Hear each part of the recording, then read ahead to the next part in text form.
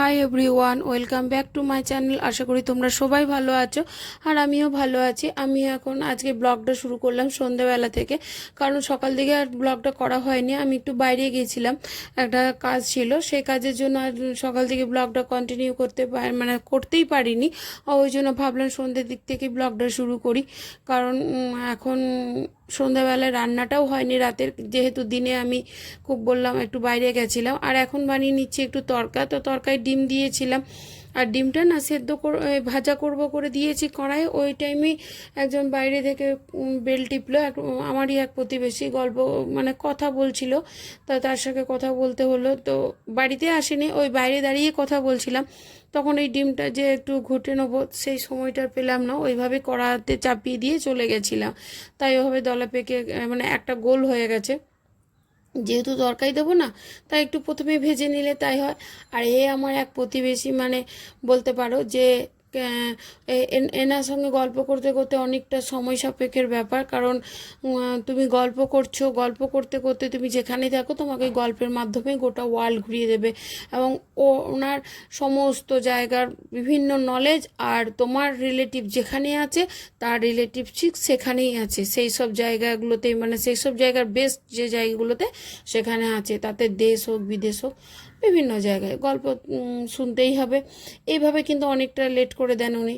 আর আমার এদিকে তাড়া ছিল, যে ওই যে তোমাদেরকে বলেছি যে রাত্রেবেলায় ওই 8:30 9টার মধ্যে আমরা সবাই মিলে, বন্ধুরা মিলে ছাদে বসে একটু আড্ডা মারি। তো ওইদিকে তারা আছে যে রান্নাটা করে নিলে তাহলে ওইদিকে যেতে পারবো, কারণ তোমাদের দাদাভাই ঘরেই ছিল। তো ভাবলাম ও তো ছেলের কাছে থাকবে, ছেলে পড়বে যখন, তো আমি তাহলে একটু ঘুরে আসতে পারবো। আমি প্রায়ই যাইও ওখানে। তো এখন সন্ধ্যাবেলা যে বাসনগুলো আছে মশলাটা কষতে কষতে ধুয়ে নিচ্ছি, কারণ ওই একই টাইমে সবগুলোকে ম্যানেজ করে তো চলতে হবে, তাই না? টাইম ম্যানেজ না করলে কিন্তু কোনো কাজই সম্ভব হবে না। তাই একটু ম্যানেজ করে যদি কাজ করা হয় বুঝে সুঝে, দেখবে অনেকটা টাইম পাওয়া যায়। এক ঘেয়েমি দাঁড়িয়ে থেকে ওই সময়টাকে নষ্ট করা আমার তো মনে হয় না কোনো মানে হয়। তাই আমি দেখলাম মশলাটা যখন হচ্ছে স্লো করে, তারপর লো ফ্লেমে দিয়ে আমি এটা করলাম। আর ততক্ষণে দেখো আমার মশলা থেকে কিন্তু তেল ছেড়ে দিয়েছে, ভালো করেই কষা হয়ে গেছে। আর একটু ভালো করে কষে নিচ্ছি, কারণ ওই যে পেঁয়াজ আদা রসুনের যদি গন্ধটা ওঠে তাহলে তো খেতে ভালো লাগবে না। তাই একটু ভালো করে তাড়াতাড়ি কষে নিলাম। আর যদি তেলটা বেশি দেওয়া হয় না, তখন দেখবে মশলাটা খুব ভালোভাবে কষে না হয়। কিন্তু আমি তো বলেইছি যে আমার ছেলে একদম তেল খেতে পছন্দ করে না, আর ও যদি দেখে এটাতে তেল বেশি হয়ে গেছে তাহলে খাবে না। ওই জন্য ওই অল্প তেলে মধ্যে একটু মশলাটা জল দিয়ে দিয়ে তারপর আমাকে কষিয়ে নিতে হয়। আর এবারে যে সেদ্ধ করা তরকার ডালটা ছিল, সেটা আমি সেদ্ধ করেই রেখে দিয়েছিলাম একটু নুন হলুদ দিয়ে, সেটা এখন দিয়ে দিলাম। আর এটার মধ্যে দিয়ে দিলাম একটু ওই গরম মশলা। যদি এর মধ্যে যদি একটু কাস্তুরি মেথি থাকে, তো লাস্টে যদি একটু তেলের সঙ্গে একটু আগে যদি ভেজে রেখে দিলাম, সেটাকে যদি লাস্টে দিয়ে দেওয়া হয় না, তাহলে আরও টেস্ট লাগে, খুব সুন্দর একটা ফ্লেভারও বেরোয়। কিন্তু আমার কাছে এখন কাস্তুরি মেথিটা ছিল না, তাই আজকে আর কাস্তুরি মেথি দিইনি, শুধু ওই একটু গরম মশলার গুঁড়ো দিয়ে দিয়েছিলাম। আর এবার ভেজে রাখা ডিমগুলো দিয়ে কমপ্লিট করে নিয়েছি আমার রান্নাটা। তরকাটা আমার রেডি হয়ে গেছে। আর এখন সব কিছু রেডি করে নিচ্ছি তাড়াতাড়ি, যে ওই যাবো বলে। আর এমন কিছু আজকে আর বেশি কিছু বানাইনি, এই রুটি আর তরকারি। রাতের দিকে আমার বেশিরভাগ একটা সবজি আর রুটি হয়ে যায়, কিন্তু কখনো কখনো পায়েসটা আমার বাড়িতে খুব বেশিই হয়। পায়েসটা আমি খুব বেশি বানাতে হয়, পায়েস বা সামাই পায়েস বা ওই লাচ্ছা যেটা হয়, এইসব ধরনের জিনিসগুলো আমি খুব বানাই। আর আমি এখন করে নিচ্ছি রুটি, কারণ এর ফাঁকে কিন্তু আমি আমার বন্ধুদের সঙ্গে অনেকটা সময় কাটিয়ে এলাম, গল্প টল্প করে এসেছি। তখন সব কিছু আমার কমপ্লিট হয়ে গেছিলো। তারপরে ওদের কাছে গল্প করতে গেছিলাম, তারপরে এসে রুটি করার জন্য রেডি হচ্ছি। কারণ আটাটা মেখে যায়নি, আটাটাও মাখলাম, তারপর রুটি বানিয়েছি। একটু তাড়াহুড়ো লেগে গেছিলো, কারণ এই টাইমটা আবার ওরা খেতে বসবে, তাই একটু তাড়া লেগে গেল। রুটিটা এবার বেলে নিচ্ছি। আর রুটিটা যেন তো আমার খুব সুন্দর গোল হয়, রুটি গোল হবে, বা আটাটাও যেভাবে বলবে সেইভাবে মেখে নেবো, কিন্তু রুটিটা নরম করতে পারি না আমি, কী জানি কেন আমার একদম রুটি নরম হয় না, আমার রুটি একটু শক্তই হয়। আর এই রুটি করার মাঝে মাঝে একবার ছেলে এলো, ও নিচে একটু 10 মিনিটের জন্য, নিচে আমাদের বেসমেন্টের সব বাচ্চাগুলো না এই 9:30-10টার মধ্যে আধ ঘন্টা বা 45 মিনিট তারা সবাই পড়াশোনা করে নেওয়ার পর একটু খেলাধুলা করে, খেলাধুলা করার পর আবার যে যার বাড়ি এসে আবার কন্টিনিউ পড়তে বসে যায়। তো ছেলেও বললো মা একটু যাই তাহলে একটু খেলে আসি। আমি ওকে ছেড়ে দিয়েছিলাম, কারণ কি বলতো, একঘেয়েমি একই হারে পড়াশোনা করলেই যে ওর মাথায় ঢুকবে এরকম তো কোনো মানে নেই। তো মাঝে মাঝে যদি একটু সবার সঙ্গে মিশে এলো, কিছুক্ষণের জন্য একটু ব্রেনটা রিল্যাক্স দেওয়া যায়, তাহলে ওরও আবার পড়ার প্রতি এনার্জি আসবে। এই জন্য আমি আর বাধা দিই না, বললি হ্যাঁ আধ ঘন্টা 45 মিনিট খেলা যেতেই পারে। তো ওই আধ ঘন্টার মতো গেছিলো, তারপর ও এলো, সেই দরজা খোলো, তার মধ্যে তোমাদের দাদাভাই একটু নিচে গেছিলো, তাকে একবার দরজা খোলো, এই করতে করতে।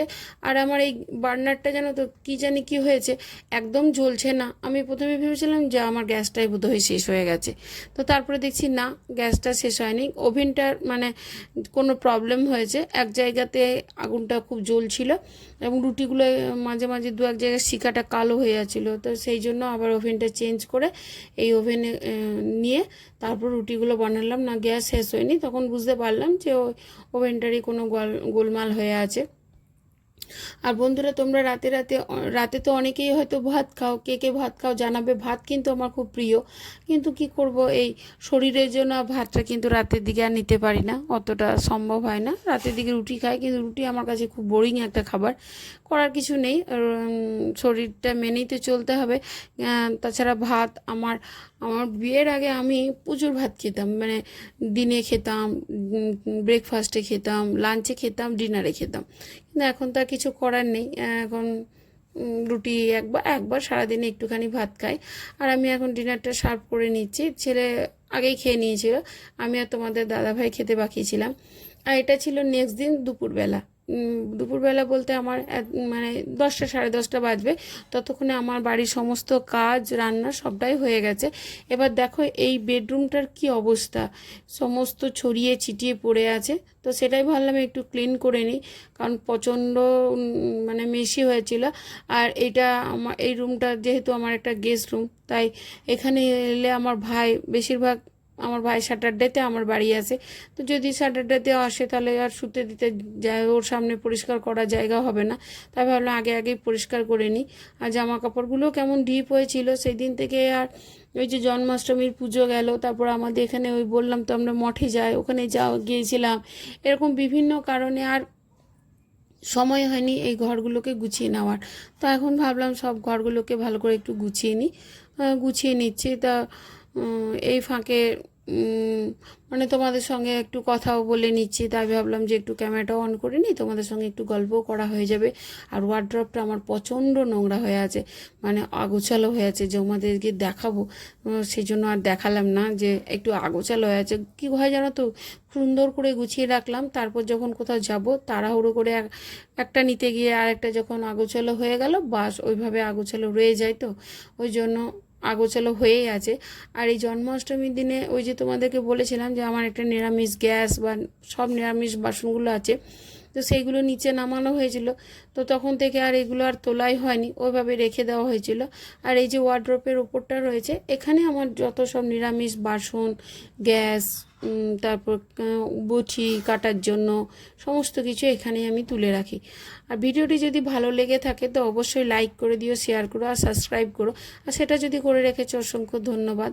আশা করি ভিডিওটি তোমাদের ভালো লাগবে। কমেন্টের মধ্যে জানিও আমার ভিডিওটি তোমাদের কেমন লেগেছে। তোমাদের সুন্দর সুন্দর কমেন্টগুলো পড়তে আমার খুব ভালো লাগে।